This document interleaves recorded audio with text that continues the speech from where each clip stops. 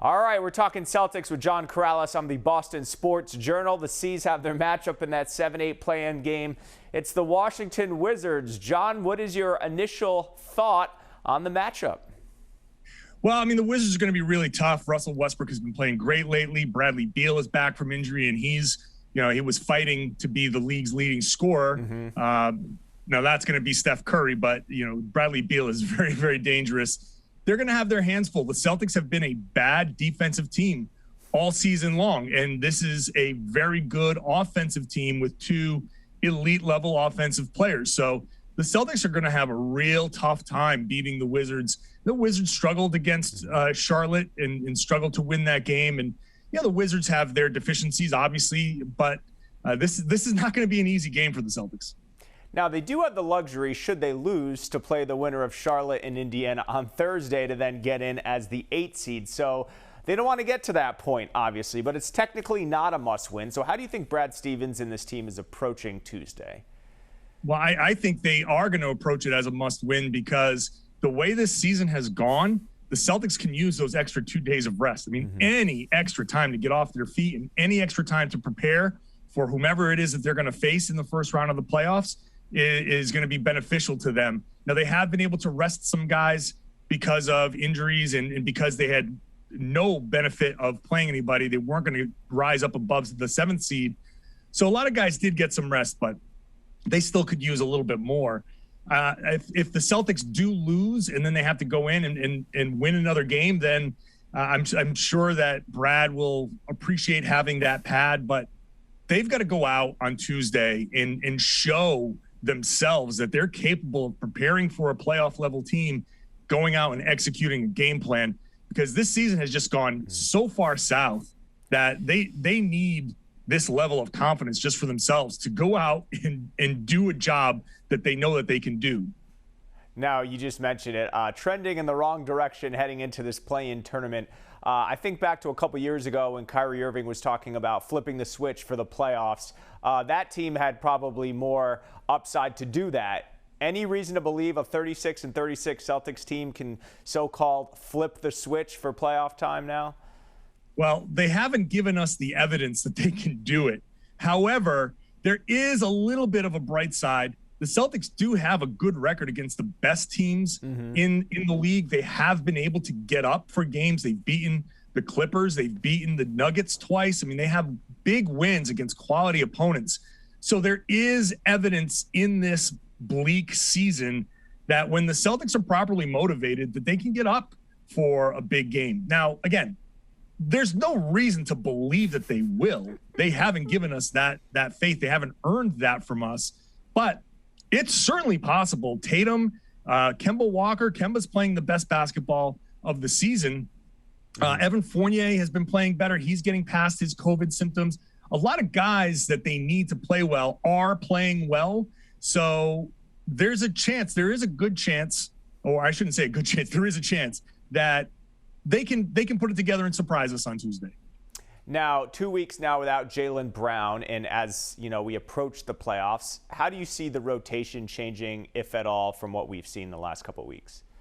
Well, I think you're going to see Evan Fournier stepping up and being the starter, and it's going to mean a lot more from Aaron Nesmith. You need Aaron Nesmith to come in and step up, or even Romeo Langford, one of those big wing bench guys to come in, hit a couple of shots, don't do too much, move the ball, pass it when it needs to be passed, drive it when it needs to be driven, but mostly defend. Get out there, stay in front of a guy, and switch, be a part of the defense, be active, get out and run if you can force a turnover.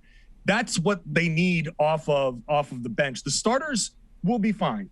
Fournier will step in and do really, really well. I mean, he's as dangerous as Jaylen Brown has been offensively, but who's going to step in and be the guy that Evan Fournier was going to be coming off of the bench? That's the big question.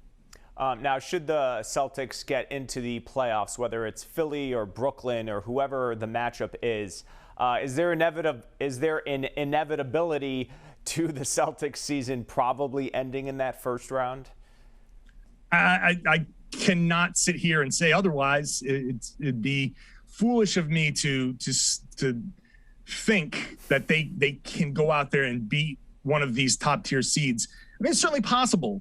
But again, like I said earlier, they have not earned any faith from anybody outside of the team. They have not earned that, hey, maybe they can do it. And it's theoretically possible. And look, playoff series are won by the team that has the best player on the floor. Now, Brooklyn has 3 really good shots of having the best player on the floor, but Jason Tatum can be somebody that claims that spot too.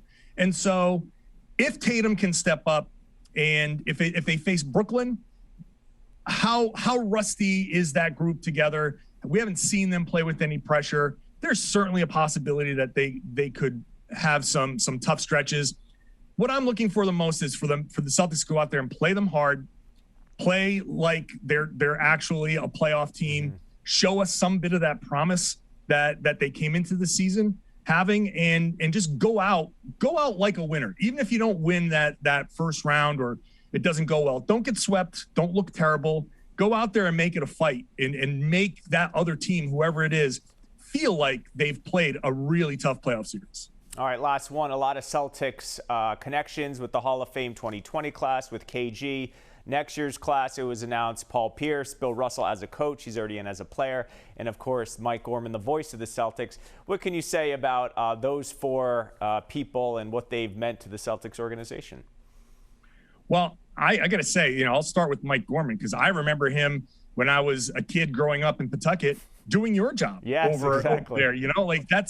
That's where he got started. So my connection to Mike Gorman goes way, way back to my childhood. So I could not be happier for him getting in. It is so well deserved. And he was talking about how it's bittersweet because, it should have been him and Tommy, but Gorman is just, he is the epitome of a Hall of Famer. I mean, this guy has put in the work, has excelled at his job, and is humble. And everything that you can say, every great thing you can say. But this is a great year coming up for the Celtics, like you mentioned, to see Bill Russell go in as a coach, hugely monumental, because he was the first black head coach in the NBA, and that's very, very meaningful. And obviously, Paul Pierce, going in after Kevin Garnett. What can you say about Paul? I love Paul Pierce's overall story with the Celtics because it started out like, a brash young kid who was almost run out of town. He had some really bad moments, and that turnaround, the redemption, getting that finals MVP. And now he's a god in Celtics history. That whole story, it's a very great story from beginning to end. And it's a very much deserved honor for him. All right, good stuff, John. Yeah, a lot of Celtics going into the Hall in Springfield between this year and next. Appreciate your coverage. We'll be reading and watching and listening as the Celtics hope to make a little run here this spring. I appreciate your time. We'll talk again soon. Thanks. Talk to you later.